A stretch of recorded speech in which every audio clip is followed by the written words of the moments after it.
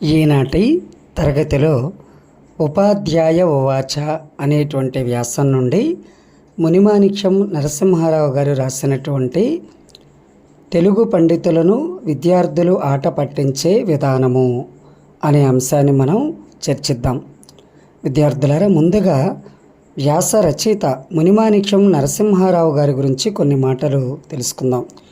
మునిమాణిక్యం నరసింహారావు గారు గుంటూరు జిల్లా తెనాలి తాలూకా సంగం జాగర్లమూడి అనే ప్రాంతంలో 1898 మార్చి 15వ తేదీన జన్మించడం జరిగింది. వెంకమ్మ సూర్యనారాయణ అనే దంపతులకు వీరు జన్మించారు. వారి తండ్రి గారు అయినటువంటి సూర్యనారాయణ గారు మరి ఉపాధ్యాయులుగా పనిచేయటం జరిగింది. విద్యార్థులారా, గమనిస్తున్నారా? మన మునిమాణిక్యం నరసింహారావు గారు కూడా బిఏ లిటరేచర్ అంటే బిఏ సాహిత్యాన్ని చదువుకొని ఉపాధ్యాయ వృత్తిని చేపట్టారు. కొంతకాలం రేడియోలో విద్యా సంబంధమైన కార్యక్రమాలకు ప్రొడ్యూసర్గా, పరిచయకర్తగా కూడా పనిచేయటం జరిగింది. మరి మన మునిమాణిక్యం నరసింహారావు గారు రాసినటువంటి రచనల్లో కాంతం కథలు మన ఆంధ్రదేశంలో, తెలుగు రాష్ట్రంలో చాలా బాగా పేరు తెచ్చుకున్నటువంటి రచనగా మనం చెప్పుకోవచ్చు. వీరు రాసినటువంటి ఈ కథలు సున్నితమైన హాస్యంతో వ్యంగ్యంగా మనకు కనిపిస్తాయి. మునిమాణిక్యం నరసింహారావు గారు కాంతం కథలు, కాంతం కాపురం, కాంతం కైఫియత్, కాంతం వృద్ధాప్యం, దీక్షితులు, రుక్కుతల్లి, మేరీ కహానీ, రాధబాబు ఇలా అనేక రకాలైనటువంటి రచనలు చేయటం జరిగింది. మునిమాణిక్యం నరసింహారావు గారిని మన ఆంధ్రప్రదేశ్ సాహిత్య అకాడమీ విశిష్ట సభ్యునిగా సత్కరించడం జరిగింది. ఎందుకంటే అంతగా వీరి రచనలు, కాంతం కథలు కానీ ఇతర రచనలు కానీ ఆంధ్ర రాష్ట్ర ప్రజానికానికి చాలా చేరువయ్యాయి అని చెప్పటం అతిశయోక్తి కాదని మనం మాట్లాడుకోవచ్చు. ఇక మనం తెలుగు పండితులను విద్యార్థులు ఆట పట్టించే విధానము అనేటువంటి అంశాన్ని మనం గనక పరిశీలించినట్లయితే, జాగ్రత్తగా మనం గమనించినట్లయితే, ఇక ఎప్పుడైనా సరే మరి ఇంగ్లీషు మాస్టరీ క్లాసులో విద్యార్థులంతా చాలా నిశ్శబ్దంగా కూర్చుని ఉంటారు. అదే తెలుగు మాస్టర్ గనక తరగతి గదికి వెళ్ళినట్లయితే, క్లాస్కి వెళ్ళినట్లయితే అక్కడ ఉన్నటువంటి విద్యార్థులు ఏదో పూనకం వచ్చినట్లాగా వాళ్ళు అల్లరి చేస్తూ ఉంటారు. ఇలా మొదలు పెడుతూ ఉన్నటువంటి ఈ అంశాన్ని మనం కొద్దిగా లోతుగా పరిశీలిద్దాం. విద్యార్థులారా, జాగ్రత్తగా గమనించండి. పాఠశాలల్లో తెలుగు బోధించే ఉపాధ్యాయులకి బొత్తిగా గౌరవమే ఉండదు. తెలుగు తరగతుల్లో పిల్లలు అల్లరి చేస్తూ ఉంటే ఇతర క్లాసులు కూడా సరిగ్గా జరిగే అవకాశం ఉండేది కాదు. ఇంగ్లీషు క్లాసులో నోరెత్తి కనీసం 2 మాటలు మాట్లాడలేని ఈ పిల్లలు అంటే విద్యార్థులు తెలుగు క్లాసులో అంటే తెలుగు తరగతిలో అతి తెలివిని ప్రదర్శిస్తారు.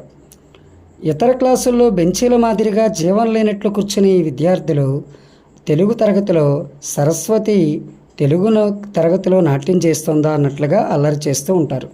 మరి ఒకానొక రోజు ఒక తెలుగు మాస్టారు సెలవు పెట్టడం చేత ఆ క్లాస్కి మరో తెలుగు ఉపాధ్యాయుడు వెళ్ళటం జరిగింది. కొత్త ఉపాధ్యాయునికి వ్యాకరణం చెప్పటం రాదు అని విద్యార్థులు ఎలా తెలుసుకున్నారో మరి తెలియదు. కానీ ఓ కుర్రవాడు వెంటనే ఆ మాస్టారు, ఆ ఉపాధ్యాయుడు తరగతిలో వ్యాకరణం చెబుతూ ఉంటే, మాస్టారు, నాకు ఒక చిన్న సందేహం ఉంది, అది మీరే తీర్చాలి. లంగూడి అంటే ఏమిటో చెప్పగలరా అని అందరి ముందు ప్రశ్నిస్తాడు. ఆ మాటను విన్నటువంటి ఆ ఉపాధ్యాయుడు ఆశ్చర్యపోయి, అసలు తెలుగులో ఇలాంటి పదమే లేదు కదా, ఎక్కడిది పదం అని ఆలోచనలో పడిపోతారు. సరిగ్గా అదే సమయానికి మరి గంట మోగటం, తరగతి గది సమయం పూర్తి కావటం వల్ల అక్కడి నుంచి వెళ్ళిపోతారు ఉపాధ్యాయులు. కానీ ఇంటికి వెళ్ళినా కూడా ఎన్నో నిఘంటువులు తిరగవేస్తారు. ఎక్కడా మనకి కనిపించదు ఆ లంగుడి అనే పదానికి అర్థం. పోనీ ఎవరినైనా అడుగుదాం అనుకుంటే, ఏమయ్యా ఇంత వయసు వచ్చింది నీకు, లంగూడి అనే పదానికి అర్థం కూడా తెలియదా అని అంటారేమో అని భయపడి అడగలేకపోతారు ఆ ఉపాధ్యాయులు. తర్వాత రోజు మళ్ళీ ఆ క్లాస్కి వెళ్ళవలసి వస్తుంది. ఆ కుర్రవాడు లేచి జెండాకర్రలాగా నిలబడి ఒక్కసారిగా, మాస్టారు, నిన్న మిమ్మల్ని అడిగాను కదా లంగూడి అని అనగానే, ఏమిట్రా ఆ మాట ఎక్కడుంది, అసలు ఏ పుస్తకంలో ఉంది అన్నారు మాస్టారు కోపంగా.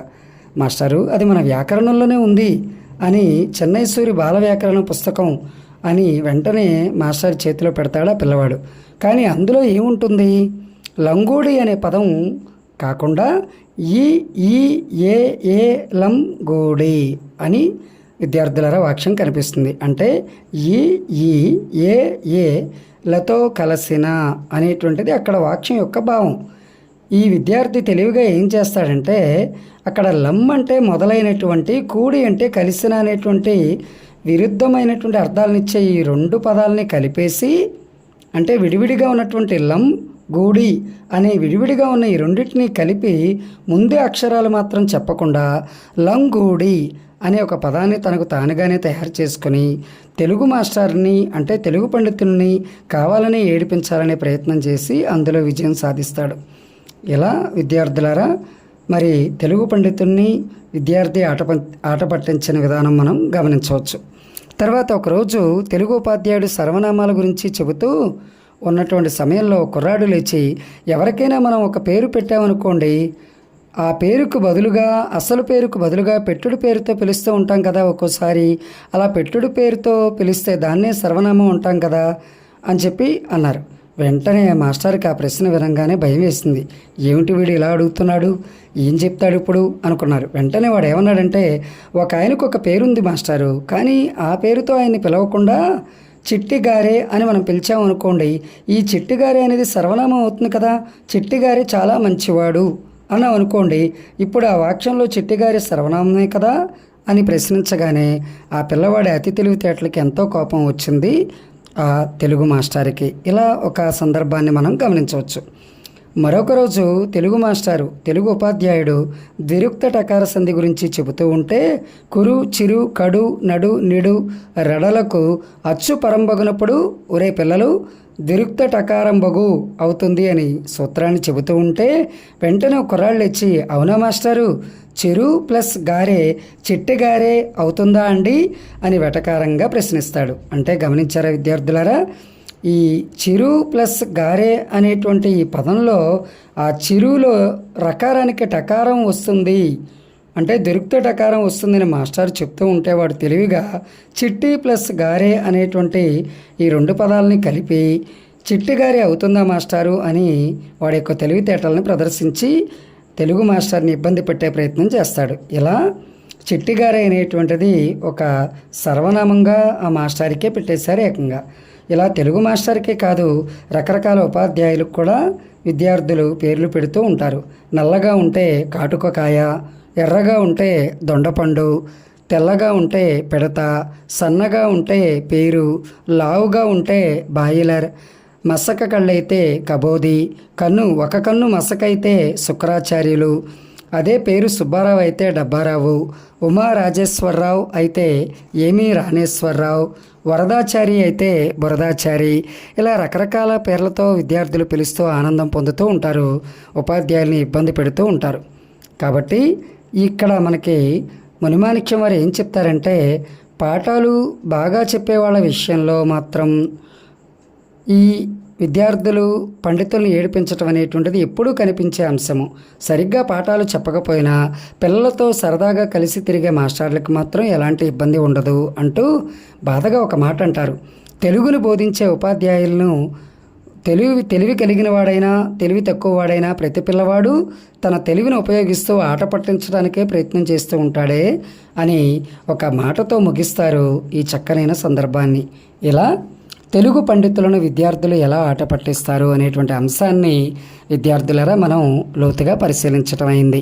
అంటే మీరు గమనిస్తే లంగోడి, చిట్టిగారే, మరి దురితు టకార సంధి చెప్తూ ఉన్నటువంటి సందర్భం, లేదా సర్వనామాలను చెప్తూ ఉన్న సందర్భం, లేదా ఉపాధ్యాయులకి రకరకాల పేర్లు పెడుతూ వికృత ఆనందం పొందేటువంటి ఒక సంస్కృతి, ఒక ప్రవర్తన అనేది ఇక్కడ కనపడటం మనం గమనించాల్సిన అంశం. ధన్యవాదాలు.